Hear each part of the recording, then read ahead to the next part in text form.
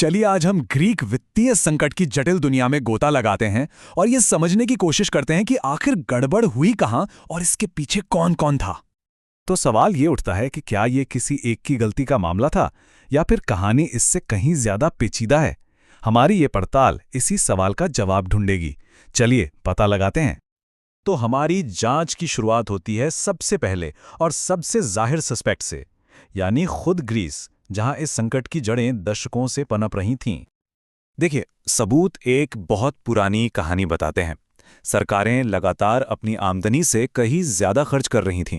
Tax वसूलने का system कह सकते हैं कि बहुत कमजोर था और सरकारी खर्चों पे तो जैसे कोई लगाम ही नहीं थी। ऊपर से तिकड़मी अकाउंटिंग का भी इस्तेमाल किया गया, मतलब कर्ज को छुपाने के लिए करेंसी स्वैप जैसे मुश्किल तरीकों का सहारा लिया गया।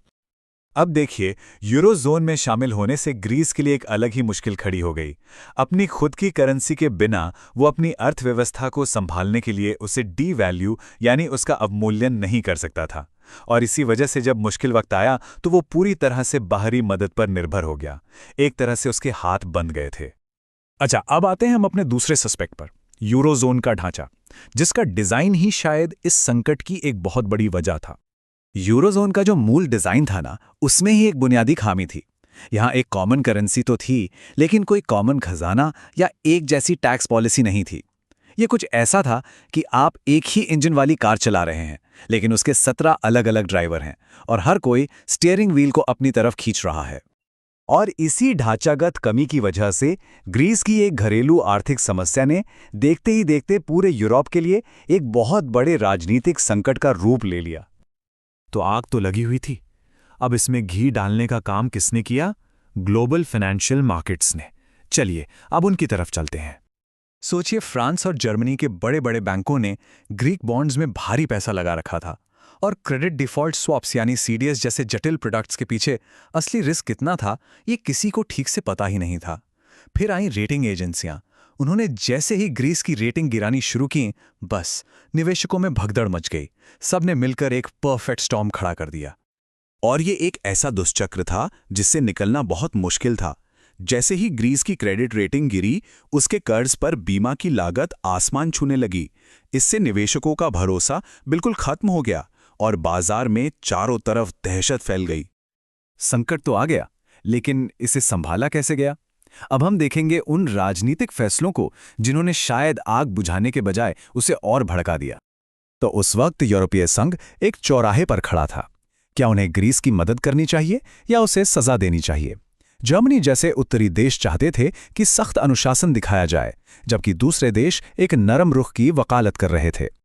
और आखिर में ग्रीस पर कठोर ऑस्टेरिटी यानी बचत के उपाय थोप दिए गए। सरकारी खर्चों में भारी कटौती के इन उपायों ने अर्थव्यवस्था का गला ही घोट दिया। नतीजा, बड़े पैमाने पर बेरोजगारी, सामाजिक अशांति और ग्रीस में राजनीतिक अतिवाद का उदय। इस पूरे खेल में यूरोपीय सेंट्रल बैंक ने कोई निर्णायक एक्शन लेने में बहुत ज्यादा देर कर दी। उसकी शुरुआती हिचकिचाहट ने बाजार की घबराहट को और बढ़ाया और संकट कई सालों तक खिंचता चला गया, जब तक कि 2012 में मारियो द्रागी ने अपना वो मशहूर "जो कुछ भी करना पड़ेगा" वाला बयान नहीं दिया। तो सारे सबूतों को खंगालने के बाद अब हम अपने फैसले पर पहुंच सकते हैं। और फैसला ये है कि इस कहानी में कोई एक विलन नहीं है। ये 4 आपस में जुड़े हुए फैक्टर्स की एक साजिश थी। पहला, ग्रीस की अपनी वित्तीय लापरवाही। दूसरा, यूरोजोन का अधूरा डिजाइन। तीसरा, ग्लोबल बाजारों का पैनिक बटन दबाना। और आखिर में यूरोपीय नेताओं के गलत राजनीतिक फैसले। और इस संकट का असर सिर्फ आर्थिक नहीं था, इसने यूरोपीय संघ की एकजुटता के विचार को गहरी चोट पहुंचाई, सदस्य देशों के बीच अविश्वास पैदा किया और ब्रेक्जिट जैसे आंदोलनों के लिए जमीन तैयार की।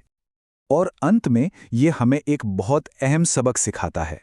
किसी भी सिस्टम के नियम कितने भी अच्छे क्यों न हों, अगर संकट के समय उन्हें सही तरीके से लागू करने की राजनीतिक इच्छा शक्ति न हो तो वे बेमानी हो जाते हैं।